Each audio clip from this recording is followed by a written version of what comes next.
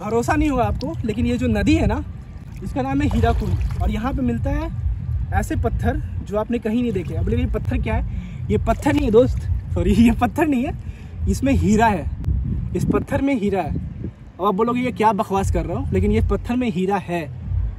ये थोड़ा अजीब लगेगा सुनने में, पर इस जहाँ पे मैं खड़ा हूँ अभी, एक ये ऐसी तालाब है, ये एक ऐसा नदी है, बहता हुआ नदी, जिसमें हीरा तैरता है। बोलोगे भाई ऐसे तो सब अमीर हो जाएगा, पर ये सच्चाई है। जैसे ये पत्थर को गौर से देखो तुम, इसमें तुमको कहीं ना कहीं बहुत सारा हीरा का झलक मिलेगा। इसको मैं आपको अच्छे से दिखाऊंगा।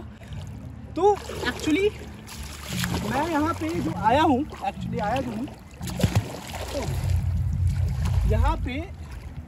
यहाँ का मानना ऐसा है इस नदी का, ये नदी एक्चुअली पड़ता है आपका हिंदुस्तान और पाकिस्तान के बॉर्डर से जस्ट 55 किलोमीटर दूर, वहाँ पे ये नदी है।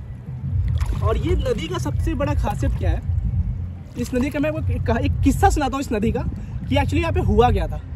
एक ऋषि थे स्यासा। ये जो ऋषि थे ना, यहाँ पे एक तट पे, वहाँ पे एक कैमरा दिखेगा, इस तट पे यहाँ पे एक पेड़ हुआ करता था।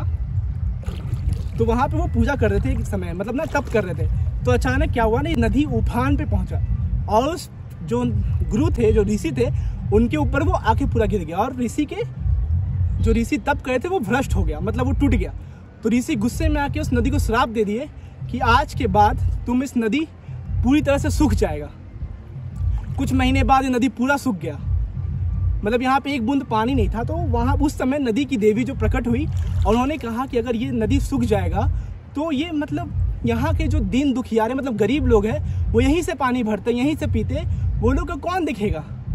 तो कृपया करके कुछ उपाय बताए कि वो लोग भी खुश रहे और आप भी, और नदी को सूखने से बचाए प्रभु। तो ऋषि को उसने, नदी ने बहुत मतलब सेवा किया, जैसे पैर धोना या मतलब जो भी ऋषि का सेवा में जो कार्य होता है वो उन्होंने किया। तो ऋषि इससे बहुत खुश हो गए, प्रसन्न हो गए। यहाँ पे एक आशीर्वाद दिए कि इस नदी को कुछ सालों में, मतलब कुछ 1000 साल से, ये मुझे डिटो याद नहीं कितने साल में, लेकिन कुछ सालों में ये नदी फिर से वापस आएगा। और इस नदी में जो भी दीन दुखियार जो दिन है वो नहाएगा, या जो भी यहाँ पे आएगा, जो भी कष्ट होगा वो उससे मिटेगा। और यहीं पे उसे हीरा मोती दुर्लभ जो सोना चांदी होता है वो प्राप्त होंगे। और ऐसा आज भी होता है। कुछ दिन पहले ही आप न्यूज़ देखना, वहाँ पे एक हीरा कुंड में एक इंसान को, मतलब क्या बताऊँ, इंसान को इतना बड़ा हीरा मिला था। ये हीरा नहीं है एक्चुअली, ये पत्थर है, मतलब इतना बड़ा हीरा मिला था जो मतलब सरकार को दे दिया गया था। तो मतलब ये नदी को मैं आपको दिखाता हूँ, विस्तार रूप से दिखा रहा हूँ, मैं गिर ना जाऊँगा।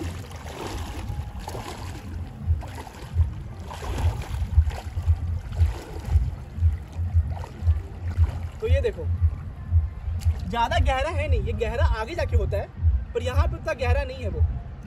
तो मतलब यहाँ पे, हाँ एक बात और है, मैं आपको लगेगा बहुत अजीब का बात बोल रहा हूँ, पर यहाँ पे आपको एक भी मछली नहीं मिलेगा, ना सांप ना मछली। और ये तालाब में आज तक, ये नदी में आज तक कोई भी मछली, कोई भी मतलब कोई भी कीड़ा मकोड़ा या सांप बिच्छा देखा नहीं गया है।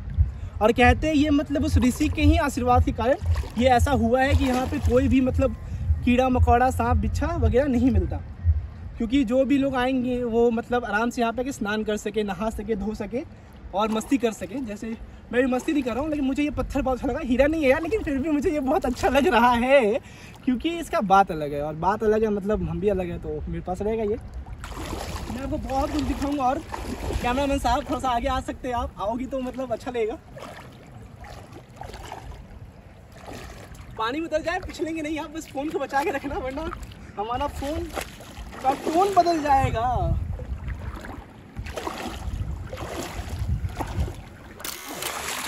ओह,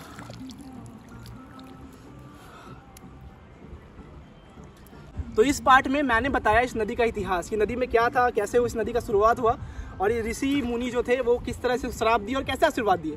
तो अब दूसरे पार्ट में मैं इस नदी में, तो दूसरे पार्ट में मैं इस नदी में खोजूंगा कुछ ऐसे दुर्लभ पत्थर जो मतलब बहुत कम जगह मिलते हैं और बहुत कम जगह प्राप्त होते हैं। ठीक है, तो मैं आपको बताऊंगा उसके बारे में बहुत अच्छे से, बहुत डिटेल में। तब तक के लिए नमस्कार, वेट करिएगा हमारे दूसरे वीडियो का। तो मिलते हैं हम लोग ब्रेक के बाद, ब्रेक के बाद।